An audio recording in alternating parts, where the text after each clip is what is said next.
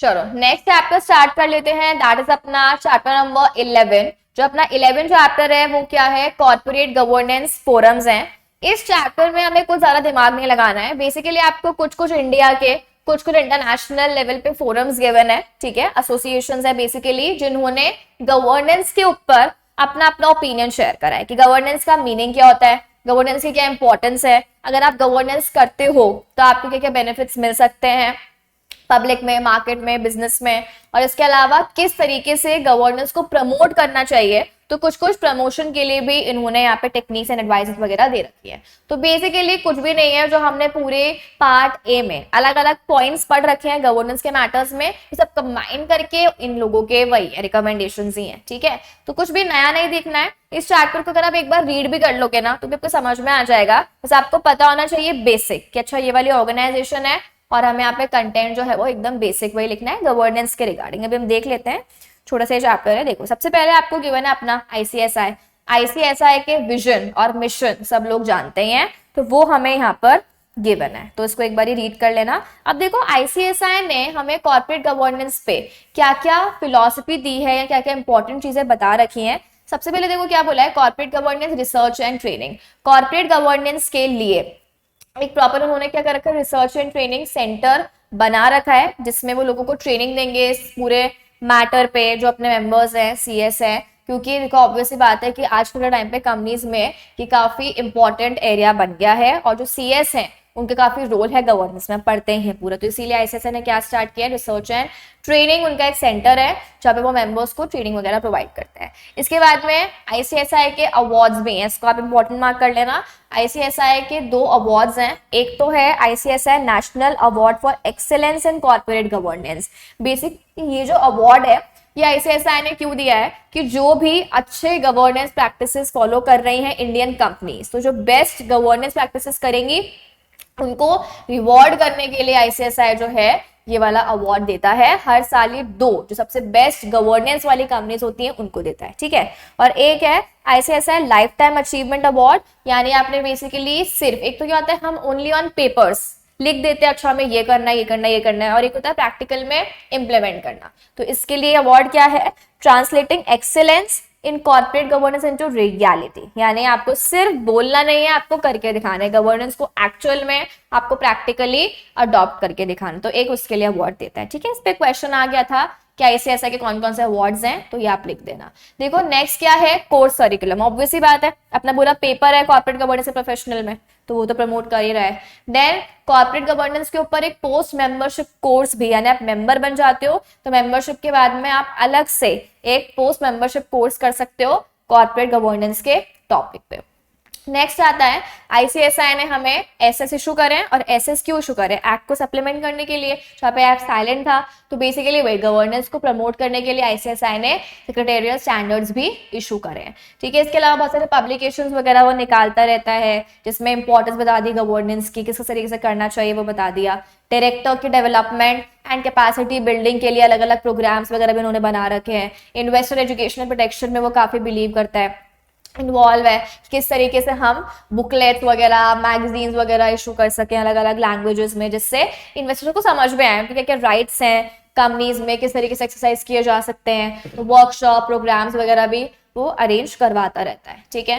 Then इसके बाद में रिकमेंडेशंस वगैरह तो देता ही है वो कॉर्पोरेट गवर्नेंस को काफी स्ट्रॉन्ग करने के लिए। इसके अलावा है रिपोजिटरी ऑफ इंडिपेंडेंट डायरेक्टर्स। क्या होता है, एक रिकॉर्ड मेंटेन कर लेते हैं, जिसमें जितने भी इंडिपेंडेंट डायरेक्टर्स हैं वो सब अपना नाम नोट करवा लेंगे, और फिर जिस भी कंपनी को चाहिए तो वो कंपनी रिपोजिटरी में से इंडिपेंडेंट डायरेक्टर्स जो है मतलब बेसिकली हायर कर सकती। तो जो भी विलिंग है उनकी एक रिकॉर्ड मेंटेन कर लेगा, तो जैसे किसी को प्रॉब्लम नहीं आएगी कंपनी को ढूंढने के लिए, या फिर आईडी को भी प्रॉब्लम नहीं आएगी, क्योंकि उनको उसके थ्रू फिर वैकेंसीज वगैरह पता चल जाती है कि कहाँ कहाँ पे वैकेंसीज है। देन वही है ट्रेनिंग वगैरह प्रोवाइड करते हैं इसी टॉपिक पे। अच्छा इसके अलावा जो अपना आईसीएसआई है वो फाउंडर मेंबर है national foundation for corporate governance का। बेसिकली ये जो फाउंडेशन है अपने इंडिया में बनी हुई है, इसके 4 मेंबर्स हैं, एमसीए, सीआईआई, आईसीएआई और एक है अपना आईसीएसआई। अभी जो हम सेकेंड टॉपिक पढ़ने वाले हैं वो इसी के बारे में है, नेशनल फाउंडेशन। तो ये बेसिकली क्या है, गवर्नेंस की बेस्ट प्रैक्टिसेस को ये लोग प्रमोट कर रहे हैं, ठीक है। देन फाउंडर मेंबर है ऑफ कॉर्पोरेट सेक्रेटरीज के इंटरनेशनल जो एसोसिएशन है सीएस वालों के लिए, उसमें भी आईसीएसआई क्या है, एक फाउंडर मेंबर है और बहुत सारी इंटरनेशनल बॉडीज के साथ में मिलकर भी इस गवर्नेंस को प्रमोट करने के लिए काम करे। तो बेसिकली देखो सब कुछ तुम्हें क्या लिखना है कि गवर्नेंस के लिए, प्रमोट करने के लिए या फिर उसको और अवेयर करवाने के लिए क्या क्या उसने स्टेप्स वगैरह ले रखे हैं, ठीक है, तो वो हमें बता रखा है। चलो अब यहाँ पे जो अवार्ड्स हैं उनको थोड़ा सा इलाबोरेट करके दे रखा है, एक बार रीड कर लेना।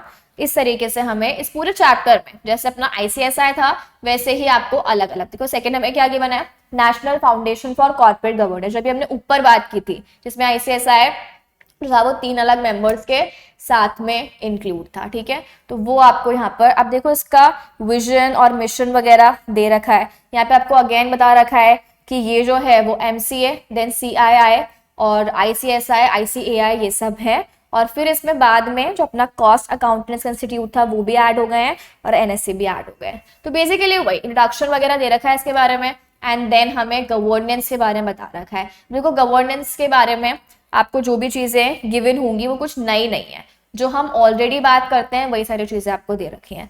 आ जाओ थर्ड वाले पे, third is what, OECD. OECD important है, ओईसीडी का जो रेफरेंस है वो बहुत अलग अलग चैप्टर्स में आता है। तो ये क्या है, organisation for economic cooperation and development. तो ये भी वैसे एक इंटरनेशनल ऑर्गेनाइजेशन है जो कि 1961 में स्टैब्लिश हुई थी, जिसमें यूएस, कनाडा वगैरह और बहुत सारी यूरोपियन कंट्रीज ने आपस में मिलकर इसको फॉर्म किया था। तो बेसिकली इनका ऑब्जेक्टिव क्या है कि आप किस तरीके से काम करें कंपनीज की जो भी इकोनॉमिक एंड सोशल वेलबींग, यानी इकोनॉमिक भी प्रॉस्पेरिटी हो और सोशल जो एस्पेक्ट्स है उसमें भी प्रॉस्पेरिटी हो, ठीक है, तो वो चीज हमें यहाँ पे ध्यान रखनी है। अब देखो यहाँ पे ओईसीडी के कुछ प्रिंसिपल्स हैं, ये प्रिंसिपल्स आप लर्न कर लेना, ठीक है, हो सकता है इस पे क्वेश्चन आ जाए। तो ओईसीडी के प्रिंसिपल्स हैं, देखो क्या क्या, प्रिंसिपल 1 क्या बोल रहा है कि इस तरीके से काम करना है कि आपका क्या हो, एक इफेक्टिव कॉर्पोरेट गवर्नेंस का फ्रेमवर्क बन सके, ठीक है, मतलब प्रॉपर गवर्नेंस आपकी हो सके, आपको पूरे पॉलिसी प्रोसीजर सिस्टम एस्टैब्लिश करना है।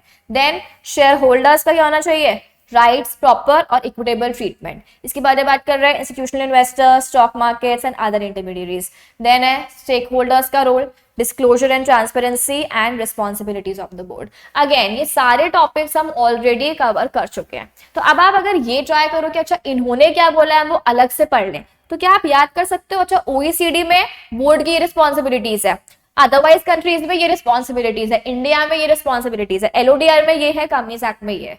आपके लिए नहीं पॉसिबल होगा इसे सेग्रीगेट करके, तो आप जो बेसिक जो कॉमन रिस्पॉन्सिबिलिटीज है ना बोर्ड की वो आप पढ़ लो, और सब में आपको सेम ही लिख कर आना है। बस आपको थोड़ा सा जैसे आप हेडिंग्स लिखोगे तो वहाँ पे ओईसीडी वर्ड्स यूज कर लो, तो थोड़ा सा प्रेजेंटेशन चेंज करके कंटेंट आपका वही रहेगा। तो ये चीज आपको ध्यान रखनी है। तो ऐसे ही करके आपको बहुत सारे यहाँ पर दे रखे हैं नेटवर्क्स वगैरह के बारे में। अब सेकंड जो अपना नेक्स्ट है that is what, ICGN, international corporate governance network. तो अगेन आप देख लो वही वाले सारे चीजें कि आपको एक प्रॉपर इन्वेस्टर की ओपिनियन लेनी है, डायलॉग होना चाहिए, कम्युनिकेशन प्रॉपर होनी चाहिए, एजुकेशन वगैरह प्रोवाइड करना है।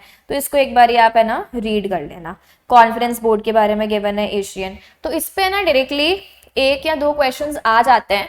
तो बस आपको पता होना चाहिए बेसिक थोड़ा सा ऑर्गेनाइजेशन के बारे में, एंड आपको कंटेंट तो वही आपका गवर्नेंस वाला ही लिखना है, ठीक है। चलो ये चैप्टर करते हैं कंप्लीट।